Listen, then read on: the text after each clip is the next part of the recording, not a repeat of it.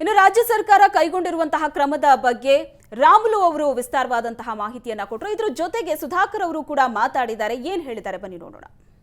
ರಾಜ್ಯದಲ್ಲೂ ಕೂಡ ಆತಂಕ ಉಂಟು ಮಾಡಿದೆ. ಯಾಕೆಂದರೆ ಬೆಂಗಳೂರಿನಲ್ಲಿ ಇದ್ದಂಥ ವ್ಯಕ್ತಿ ಈಗ ತೆಲಂಗಾಣದಲ್ಲಿ ಪಾಸಿಟಿವ್ ಬಂದಿರತಕ್ಕಂಥ ಹಿನ್ನೆಲೆಯಲ್ಲಿ ಆರೋಗ್ಯ ಇಲಾಖೆ ಎಚ್ಚರಿಕೆ ಕ್ರಮಗಳನ್ನು ತೆಗೆದುಕೊಳ್ತಾ ಇದೆ. ಸ್ವತಃ ವೈದ್ಯಕೀಯ ಶಿಕ್ಷಣ ಸಚಿವರಾದಂಥ ಸುಧಾಕರ್ ಇದ್ದಾರೆ. ಅವರು ಕೂಡ ಏರ್ಪೋರ್ಟ್ಗೆ ಹೋಗಿ ಮೊನ್ನೆ ಸ್ಕ್ರೀನಿಂಗ್ ಎಲ್ಲ ಗಮನಿಸಿ ಬಂದಿದ್ರು. ಏನು ಹೇಳ್ತಾರೆ ಕೇಳೋಣ. ಸರ್, ತಾವು ಕೂಡ ಏರ್ಪೋರ್ಟ್ಗೆ ಹೋಗಿದ್ರಿ, ಮೊನ್ನೆ ಸ್ಕ್ರೀನಿಂಗ್ ಎಲ್ಲ ನೋಡ್ಕೊಂಡು ಬಂದ್ರಿ. ಸೊ ಇದರ ನಡುವೆ ಕೂಡ ಈ ಥರದೊಂದು ಆತಂಕ ಸೃಷ್ಟಿಯಾಗಿದೆ. ಜನಕ್ಕೆ ಏನು ಹೇಳಿ 15 ದಿವಸದಿಂದಾನೇ ಸ್ಕ್ರೀನಿಂಗ್ ಮಾಡಲಿಕ್ಕೆ ಅಂತಾರಾಷ್ಟ್ರೀಯ ವಿಮಾನ ನಿಲ್ದಾಣದಲ್ಲಿ ನಾವು ತಯಾರಾಗಿದ್ವಿ.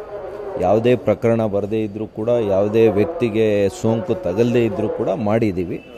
ಆದರೆ ಈಗ ತೆಲಂಗಾಣದ ಒಬ್ಬ ವ್ಯಕ್ತಿ ಇಲ್ಲಿ ಏನು IT ಕೆಲಸ ಮಾಡ್ತಾಯಿದ್ರು, ಅವರು ದುಬೈನಿಂದ ಬಂದಾಗ ಅವ್ರಿಗೆ ಯಾವುದೇ ಒಂದು ಸ್ಕ್ರೀನಿಂಗ್ ಮಾಡಿದಾಗ ಪತ್ತೆ ಆಗಲಿಲ್ಲ. ಕಾರಣ ಏನು ಅಂತಂದರೆ ಇನ್ಕ್ಯುಬೇಷನ್ ಪೀರಿಯಡ್ ಬೇಕಾಗ್ತದೆ. ಇದು 14 ದಿವಸ ಕನಿಷ್ಠ, ಅದಾದ ಮೇಲೇ ಪತ್ತೆ ಹಚ್ಚಲಿಕ್ಕೆ ಸಾಧ್ಯ ಆಗ್ತದೆ ಈ ಒಂದು ವೈರಸ್ನ.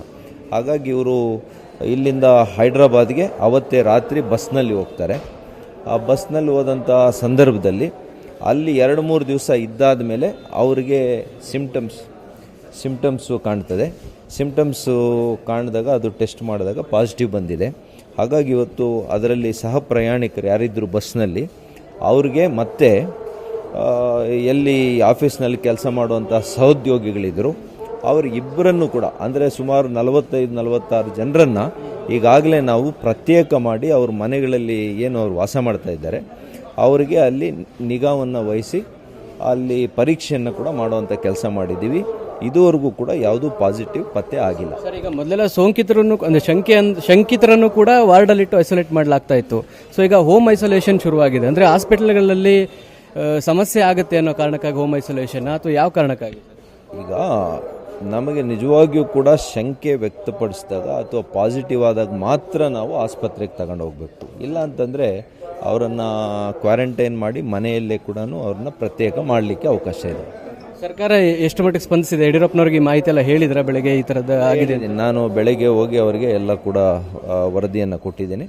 ಅದೇ ರೀತಿ ನಾನು ನಮ್ಮ ಶ್ರೀರಾಮುಲು ಅವರು, ನಮ್ಮ ಆರೋಗ್ಯ ಸಚಿವರು, ನಾನು ಇಬ್ಬರೂ ಸೇರ್ಕೊಂಡು ಉನ್ನತ ಮಟ್ಟದ ಅಧಿಕಾರಿಗಳ ಜೊತೆ ಸಭೆ ಮಾಡಿದ್ದೀವಿ.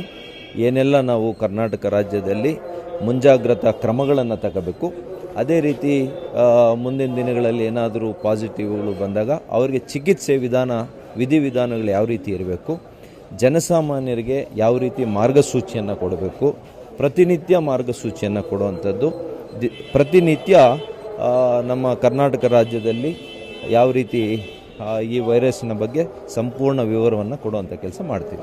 ಇಷ್ಟು ವೈದ್ಯಕೀಯ ಶಿಕ್ಷಣ ಸಚಿವರಾದಂಥ ಸುಧಾಕರ್ ಅವರ ಮಾತು. ಕ್ಯಾಮರಾಮನ್ ಭರತ್ ಜೊತೆಗೆ ಮಾರುತೇಶ್ ಹುಣಸನಹಳ್ಳಿ, ಸುವರ್ಣ ನ್ಯೂಸ್, ಬೆಂಗಳೂರು.